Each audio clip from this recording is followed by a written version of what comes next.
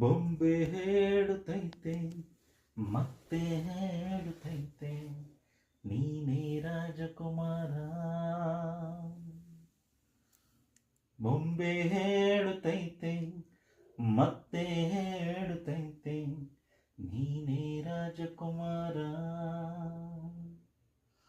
ಹೊಸ ಬೆಳಕೊಂದು ಹೊಸಿಲಿಗೆ ಬಂದು ಬೆಳಗಿದೆ ಮನೆಯ ಮನಗಳ ಇಂದು.